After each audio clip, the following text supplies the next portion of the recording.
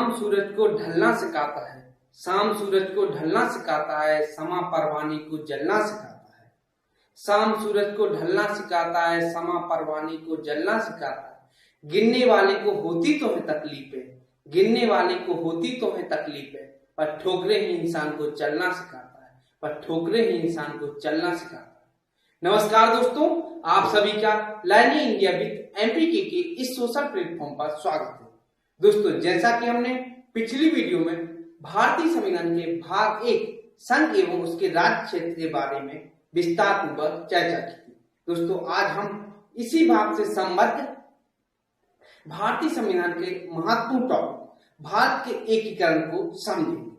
दोस्तों, आज का जो विषय है भारत का एकीकरण, उसे प्रारंभ करते हैं। दोस्तों, भारत का एकीकरण स्वतंत्रता के पूर्व भारत विभिन्न इकाइयों में बटा हुआ था, जिन पर विभिन्न यूरोपीय राष्ट्रों जैसे ब्रिटेन, फ्रांस, पुर्तगाल आदि का औपनिवेशिक शासन था। इसके अलावा देशी रियासतों का भी अस्तित्व था, जो अपने बाह्य एवं वैदेशिक मामले में ब्रिटिश साम्राज्य के अधीन थे। 15 अगस्त 1947 को भारत के स्वतंत्र होने के बावजूद भी उसके समक्ष विभिन्न चुनौतियां थी, जिसे हम एक एक कर क्रमबद्ध रूप से समझ सकते हैं। भारत के एकीकरण में 3 चुनौतियां मुख्य रूप से। पहली, देशी रियासतों का एकीकरण, दूसरी यूरोपीय क्षेत्रों का विलय और तीसरी अन्य क्षेत्रों का विलय। नंबर 1, देशी रियासतों का एकीकरण। दोस्तों, ब्रिटिश सरकार द्वारा 1947 में एक अधिनियम लाया गया, जिसे भारतीय स्वतंत्रता अधिनियम 1947 के नाम से जाना जाता है। इसी अधिनियम के तहत 2 स्वतंत्र राष्ट्रों भारत और पाकिस्तान का जन्म हुआ और इसी स्वतंत्र हुए भारतीय राष्ट्र में उस समय 552 रियासतें थी और इन रियासतों को 3 विकल्प दिए गए, भारत में मिले, पाकिस्तान में मिले व स्वतंत्र रहे।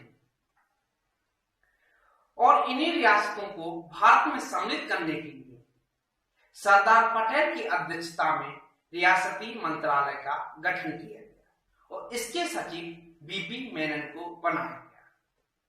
सरदार पटेल और भारत सरकार के अथक प्रयासों से उस समय 552 रियासतों में से 549 रियासतों को 15 अगस्त 1947 के पूर्व ही भारत में सम्मिलित कर लिया गया। शेष 3 रियासतें जम्मू कश्मीर, जूनागढ़ और हैदराबाद ने भारत में विलय होने से मना कर दिया। देखिए, आगे चलकर 26 अक्टूबर 1947 को जम्मू कश्मीर के राजा हरि सिंह और भारत सरकार के मध्य एक विलय संबंधी संधि हुई और इस संधि पर राजा हरि सिंह के हस्ताक्षर के पश्चात जम्मू कश्मीर को भारत में सम्मिलित कर लिया गया। इसके पश्चात जूनागढ़ की भौगोलिक स्थिति वर्तमान गुजरात तथा उस समय के मुंबई प्रांत में थी। जूनागढ़ में विडंबना यह थी कि यहाँ जम्मू कश्मीर के विपरीत शासक मुस्लिम था और जो जूनागढ़ रियासत को पाकिस्तान में मिलाना चाहता। वहीं पर उसके विपरीत वहां की जनता बहुतायत मात्रा में हिंदू थी, जो जूनागढ़ रियासत को भारत में सम्मिलित होने के पक्ष में थी। अतः सरदार पटेल ने जूनागढ़ में जनमत संग्रह कराया, जिसमें वहां की जनता की विजय हुई और जनमत संग्रह में विजय के पश्चात जूनागढ़ को भी भारत में सम्मिलित कर लिया गया। इसके पश्चात हैदराबाद रियासत उस समय भारत की सबसे संपन्न शक्तिशाली रियासतों में से एक थी। सरदार पटेल उनके सहयोगियों ने बड़ी ही सरलतापूर्वक हैदराबाद को भारत में सम्मिलित होने का प्रयास किया, किंतु हैदराबाद के शासक व उनके वजीर की कठोरता के कारण हैदराबाद को पुलिस कार्रवाई द्वारा ऑपरेशन पोलो चलाकर भारत में सम्मिलित किया गया। अतः इस प्रकार भारत में कुल 552 रियासतों को भारत में सम्मिलित कर लिया गया। अब दूसरे नंबर पर यूरोपीय क्षेत्रों का विलय। यूरोपीय क्षेत्रों का विलय दोस्तों, हमें 15 अगस्त 1947 को सिर्फ ब्रिटेन ने आजादी दी, इसके अलावा अन्य यूरोपीय राष्ट्रों ने नहीं, क्योंकि भारत में ब्रिटेन के अलावा अन्य यूरोपीय राष्ट्रों जैसे फ्रांस और पुर्तगाल के भी उपनिवेश थे, जिसमें फ्रांस के अंतर्गत यमन, माहे, कराइकर व चंडीगढ़ क्षेत्र आते थे। इन क्षेत्रों पर नवंबर 1954 में भारत सरकार ने व्यवहारिक नियंत्रण स्थापित कर दिया। आगे चलकर भारत और फ्रांस के मध्य विलय संबंधी संधि हुई, जिसके पश्चात 1956 में ही इन क्षेत्रों पर भारत का आधिकारिक रूप से शासन व अधिकार हो गया। वहीं पुर्तगाल, जिसके अंतर्गत दमन व दीव, दादर नागर हवेली व गोवा क्षेत्र आते थे, इन क्षेत्रों को पुर्तगाल सरकार ने पुर्तगाली क्षेत्र घोषित कर दिया, किंतु पुर्तगालियों के दमन व शोषण के कारण उस क्षेत्र की जनता की मदद हेतु भारत सरकार ने 18 दिसंबर 1961 को इन क्षेत्रों पर आक्रमण कर दिया और 19 दिसंबर 1961 को दमन व दीव, दादर नागर हवेली और गोवा भारतीय क्षेत्र में या भारत में सम्मिलित कर दिया। इस प्रकार यूरोपीय क्षेत्र, समस्त यूरोपीय क्षेत्र का भारत में विलय है।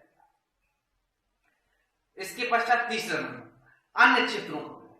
दोस्तों, अन्य क्षेत्रों के विलय में अंडमान निकोबार द्वीप समूह, सिक्किम व लक्षद्वीप आदि। दोस्तों, स्वतंत्रता के पूर्व भी अंडमान निकोबार द्वीप समूह पर आजाद हिंद फौज का शासन। स्वतंत्रता के पश्चात इस अंडमान निकोबार द्वीप समूह को भी भारतीय क्षेत्र घोषित कर दिया गया।